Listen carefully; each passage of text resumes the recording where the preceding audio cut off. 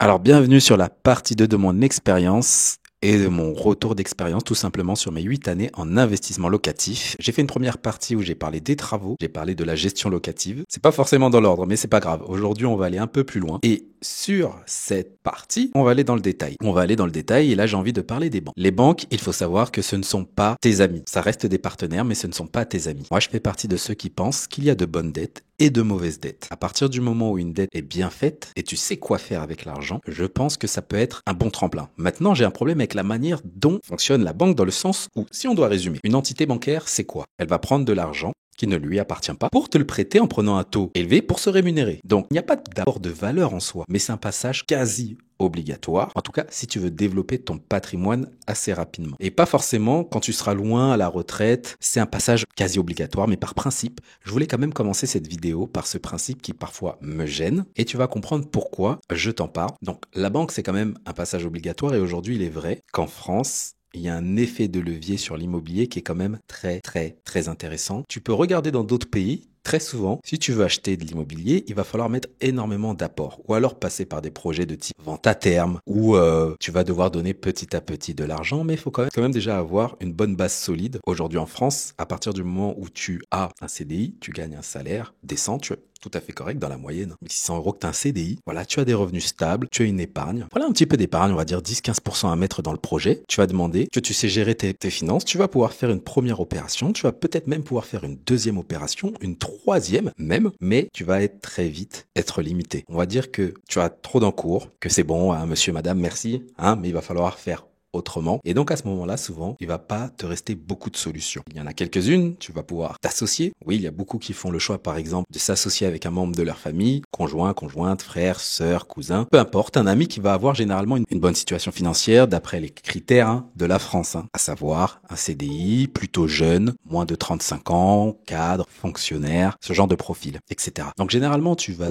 devoir, pour passer des caps, un moment, t'associer. Et ne t'associe pas forcément avec n'importe qui, c'est pas l'objectif, mais il faut savoir que l'idée d'acheter plusieurs biens immobiliers tout seul, des dizaines et des dizaines comme ça en France, ça va être compliqué. Si tu restes une personne dans la majorité, t'es pas un cas exceptionnel, ça va être compliqué. Donc voilà, des associations avec des personnes de ton entourage. Tu vas également devoir passer par des sociétés civiles, commerciales, les plus connues, SCI, mais ça peut être une SARL de famille, pourquoi pas une SAS, généralement pour développer un patrimoine solide. Et c'est ce qui va être recommandé. Au niveau des banques, il faut savoir qu'il y a une méthode de calcul différente que pour des particuliers. Ça va être des taux d'endettement classiques. Taux d'endettement de 35%, je t'apprends rien.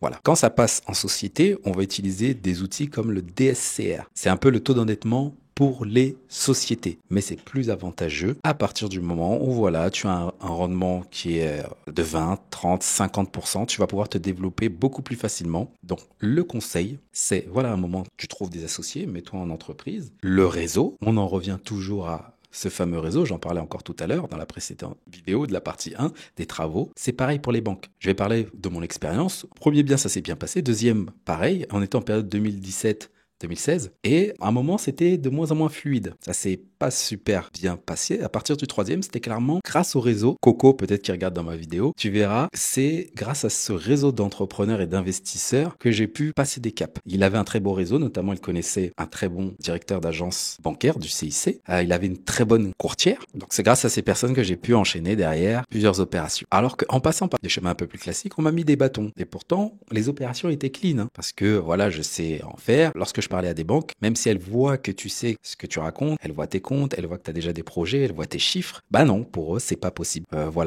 L'opération, ces chiffres sont bien trop élevés, c'est pas possible. Alors qu'elles voient bien que tu as déjà fait ce type d'opération, des opérations similaires auparavant, et elles vont quand même te bloquer parce qu'elles vont estimer que non, c'est impossible ou, comme je l'ai dit précédemment, il y a trop d'incours, etc. Et le fait d'avoir de bons contacts, ça peut débloquer certaines situations. Donc vraiment, entoure-toi des gens qui ont investi régulièrement et qui ont des contacts que tu n'as pas. Alors attention, il n'y a pas de recette miracle, c'est pas parce que tu connais quelqu'un qui est un super directeur d'agence que tout va bien se passer. Mais à un moment, effectivement, si tes chiffres sont corrects, tu as de l'épargne. Voilà, quand je dis un peu d'épargne, c'est, voilà, on va prendre un exemple, tu as 1 million de patrimoine brut, faut que tu aies au moins 50 000 € qui soient dans un livret, soit dans un compte titre ou dans un PEA. C'est pas cohérent si t'as pas ce montant-là. Faut être cohérent avec les banques. Faut quand même qu'elles voient qu'en face, il y a quelqu'un de solide, qui a une tête bien faite et que t'as pas tout dépensé, je ne sais où. Donc fais attention quand même. Réseaute. Reste pas dans ton coin. Je sais que parfois certaines personnes restent dans leur coin, ils veulent pas trop réseauter. Mais moi, je l'ai beaucoup fait période 2018, 2019, 2020 et ça va te servir à bien avancer et à toujours essayer de passer des paliers. Autre point que je voulais voir avec toi, c'est sur le différé. On parle beaucoup du différé. Le différé rapidement, c'est quoi? C'est le fait de payer uniquement les intérêts, juste les assurances, si tu prends un différé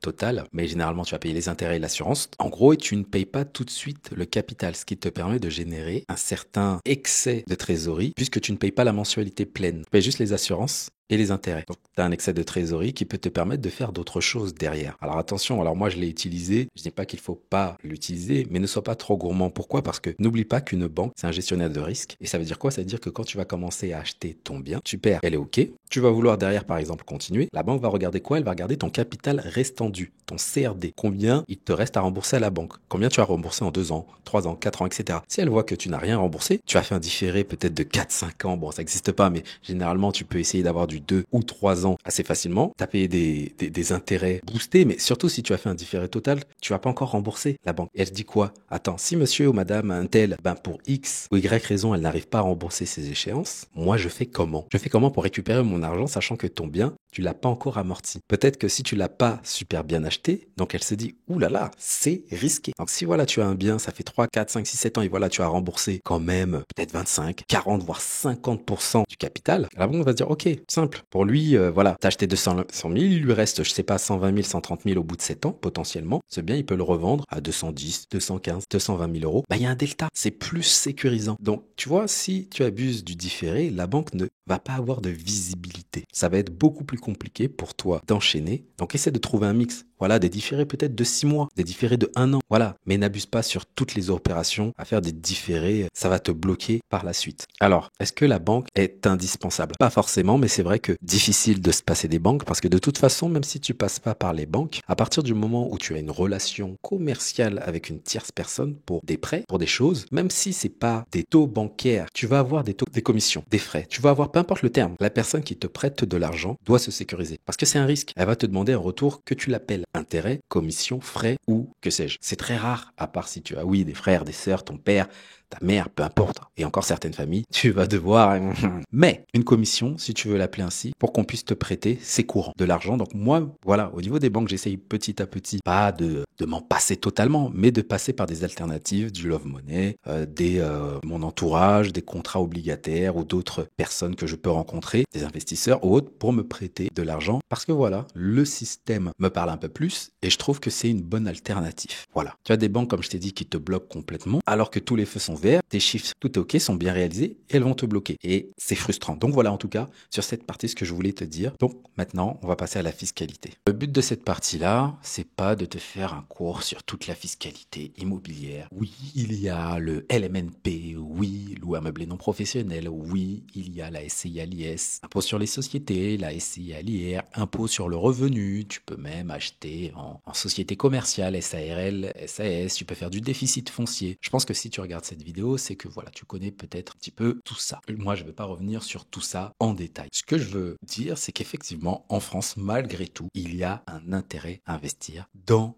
l'immobilier, peu importe le statut que tu utilises, c'est réel. Mais il y a un statut, je trouve, qu'on évoque très très peu. Moi, je me rappelle quand j'ai commencé à m'intéresser à l'immobilier, on parlait souvent de ce statut en me disant, fais attention, si tu passes les 23 000 euros de chiffre d'affaires annuel et que ça dépasse tes revenus locatifs de l'époque, à l'époque où j'étais salarié, tu vas passer LMP, loueur meublé professionnel. Et là, attention, tu vas voir, tu vas devoir payer ci, ça. Et moi, je m'étais renseigné déjà à l'époque un peu sur ce statut. Parce que le LMNP, c'est ce qu'on mettait en avant, mais j'avais quand même regardé le LMP. Et en fait, il y a un avantage considérable. À partir du moment où ça fait 5 ans d'activité que tu es LMP, c'est puissant. C'est-à-dire que, imaginons, tu as acheté un bien en 2019, on est en 2025. En 2019, on va dire que voilà, tu as acheté suffisamment de biens qui font que, en tout cas, tu as des rentabilités suffisamment conséquentes qui te permettent de dépasser les 23 000 euros de chiffre d'affaires à l'année. Ça a dépassé ton salaire, etc. Tu as rempli les conditions. Okay, si on prend la moyenne des Français, tu fais de la colocation, de l'immeuble, de rapport, de la location courte durée, tu peux très vite passer ces paliers de 23 000 euros. Donc tu deviens LMP par exemple en 2019, tu fais tes 5 ans, t'es LMP. Figure-toi que si tu dépasses pas les 90 000 euros de chiffre d'affaires à l'année, tu as des exonérations sur les plus-values court terme et long terme, qui sont vraiment très intéressantes. Et même si tu dépasses les 90 000 euros de chiffre d'affaires brut, tu as des exonérations partielles. Et ça reste quand même avantageux. J'ai fait le calcul par rapport à un bien que je souhaite vendre dans les prochains mois. Tu prends un exemple, tu as un bien que tu as acheté, je sais pas, 140 150 000 euros. Après quelques années, voilà, tu as remboursé un peu de capital, il te reste 100 000 euros à rembourser à la banque et que tu peux le revendre par exemple 200 000 euros. Je précise que si tu es LMP, l'imposition par rapport à cet exemple-là n'est pas si conséquente. Fais tes calculs avec un expert comptable, mais tu verras que c'est extrêmement intéressant en comparaison à d'autres statuts mentionnés plus tôt. Donc le LMP, si tu respectes ces conditions, que ça fait 5 ans, il faut savoir les 5 ans, ça ne veut pas dire qu'il faut que tu aies un bien depuis forcément 5 ans. Le bien pendant 5 ans, si on reprend l'exemple que j'ai cité, en 2019, boum, tu passes LMP, tu achètes un autre bien en 2023, tu veux le revendre cette année en 2025, on est d'accord qu'il s'est passé que 2 ans, mais ça fait 5 ans que tu es LMP. Donc si tu revends, tu vas bénéficier des avantages et des exonérations que j'ai cités, du fait que tu es LMP, enfin que tu sois LMP depuis 5 ans. Donc tu vois que si tu as bien fait les choses, tu as bien acheté, tu as amorti, ça fait quelques années,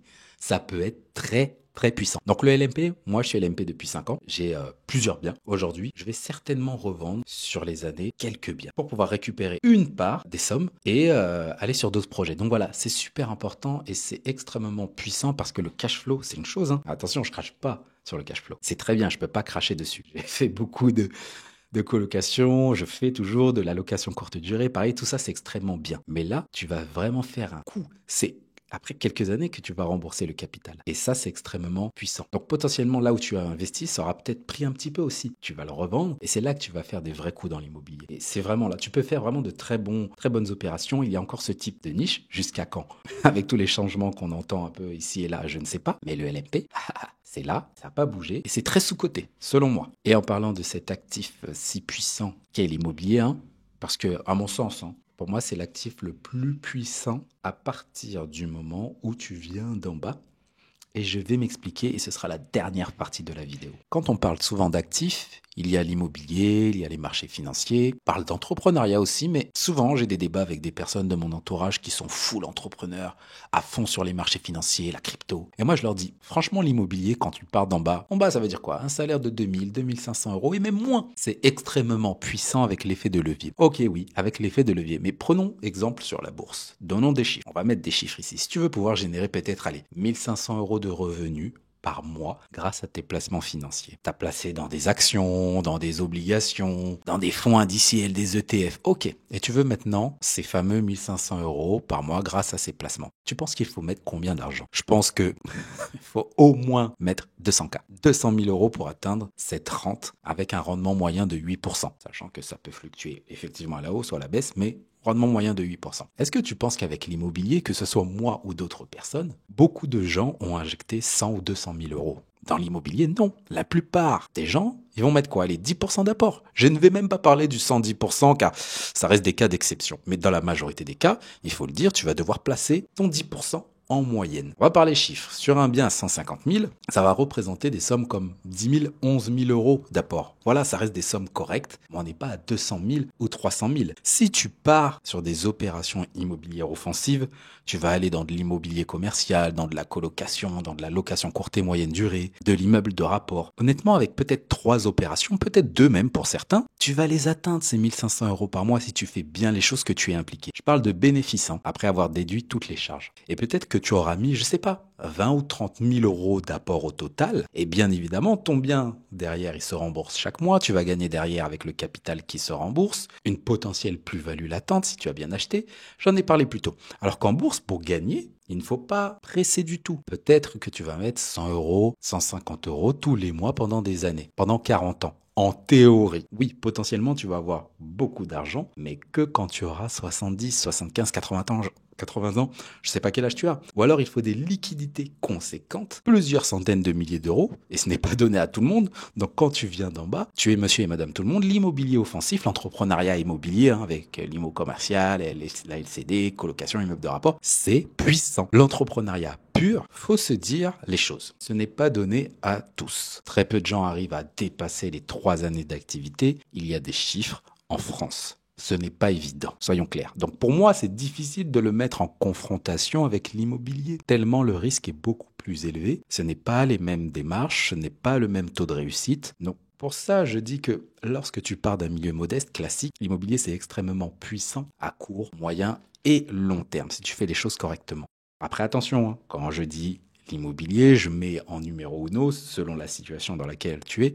Ça ne veut pas dire qu'il faut faire que de l'immobilier. Je ne fais pas que ça d'ailleurs. Mais au départ, si tu dois te focus quelque part, si tu es dans l'objectif de développement de revenus complémentaires, de patrimoine, je trouve que l'IMO, c'est un excellent démarrage pour ensuite, pourquoi pas te diversifier ailleurs. Ce n'est pas mauvais du tout d'investir dans la bourse, pas du tout. C'est pas mon propos. Tu vas combattre, un peu l'inflation. Mieux vaut que tu cales ton argent dans des ETF, hein, pas dans les livrets A. Hein. C'est dangereux, surtout en ce moment-là. Hein. En ce moment, via ton PEA ou un compte titre, mais ce sera toujours mieux, effectivement, mais tu ne vas pas changer radicalement ta vie en plaçant 50 ou 100 euros tous les mois. En tout cas, pas dans les 5-10 années à venir. Alors que dans l'immobilier, si tu te fixes un horizon, allez, on va dire entre 5 et 10 ans, tu fais les choses correctement, tu as une tête bien faite, tu sais t'entourer, tu suis les conseils de gens qui sont passés avant toi, tu as un bon réseau, tu es déterminé, et que tu es quelqu'un qui n'abandonne pas facilement, tu peux avoir plusieurs milliers d'euros par mois en quelques années et te donner la possibilité, soit dire, moi je quitte mon taf salarié en démissionnant, soit via une rupture conventionnelle, hein, si ça passe pas toujours. Comme ça, tu vas pouvoir avoir tes 2 ans ou 18 mois de chômage, je crois que c'est 18 mois maintenant, et développer, pourquoi pas, une activité commerciale. Ça, ce sont des choses qui sont potentiellement possibles. Ce n'est pas facile, hein, c'est pas ce que je dis. Hein. Je dis même que, même, je vais te dire, la majorité des personnes n'y arrivera pas. Mais toi, peut-être, qui regarde cette vidéo, tu y arriveras. Ce sont des parcours qui sont possibles. Peut-être que tu connais pas forcément mon histoire, mais moi, je pars vraiment d'un milieu basique. J'étais salarié, je gagnais au début 1600, 1700 euros par mois. Période 2016, je me suis lancé dans l'IMO avec un T2 en région parisienne. Ce T2 qui est toujours exploité en location courte durée, mais pendant 2-3 ans, je l'exploitais en location meublée classique. Ça me rapportait un petit cash flow, 150 euros par mois. J'ai mis 8000 euros ou 9000 euros que j'avais parce que je suis quelqu'un qui gère bien ses finances. Et petit à petit, je me suis développé. Ensuite, j'ai enchaîné avec une première colocation de 3 chambres. J'ai vu que ça fonctionnait. Puis j'ai enchaîné avec des colocations de 4 chambres. J'en ai acheté plusieurs. Et puis j'ai développé d'autres choses derrière.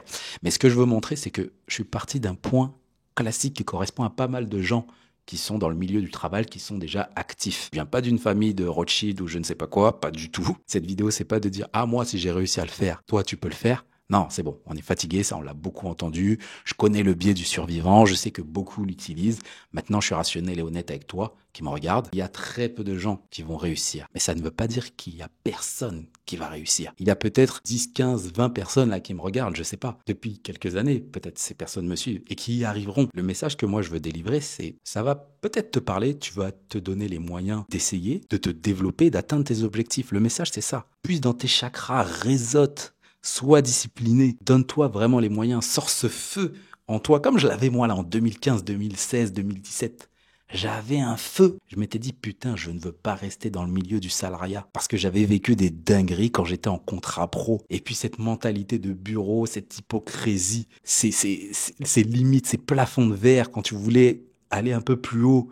Je le sentais depuis que j'ai mis un pied dans les bureaux pendant mes alternances, que ce n'était pas pour moi. Je le sentais. Tu sais, dans ton... tous les matins, je le sentais. Et pourtant, j'ai fait des études jusqu'au master, digital marketing, etc. Mais ce n'était pas pour moi. Et donc, le feu était beaucoup plus puissant. Je me suis dit, j'ai eu des galères avec des patrons. T'en as même avec qui on est allé jusqu'en bureau de conciliation, etc. Voilà. J'avais fait un podcast, peut-être que tu ne l'as pas écouté, mais c'est en description. Ce sont des faits de jeu. C'est la vie, c'est ma vie, c'est ce qui s'est passé. Et c'est ce qui m'a forgé. Donc voilà, ne mise pas que sur le salariat. L'idée, c'est pas de te dire l'entrepreneuriat et l'investissement immobilier, c'est génial. Je pense être assez nuancé, mesuré. Mais voilà, c'est dangereux. Et puis, la suite de l'histoire, tu la connais. En tout cas, on continue le combat. Sur ce, je vais arrêter la vidéo parce que je pense qu'elle est suffisamment longue. Et je te dis à la prochaine. Ciao.